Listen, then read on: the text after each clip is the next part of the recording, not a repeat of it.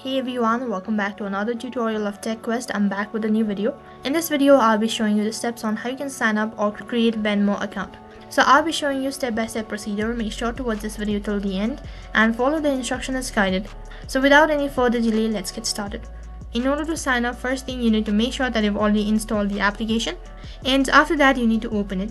Once you open up your Venmo application, you'll be able to see this kind of interface. Right in the bottom, you'll be able to see an option as sign up. You need to click on it. As you click on sign up, you'll be able to see two different options. So the first one is sign up with Facebook and the other one is sign up with email. So there are two different methods on how you can sign up into Venmo account. So for this video, I'm gonna go with the email.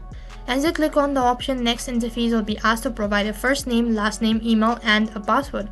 And once you're done entering all of these information, click on next in the top right.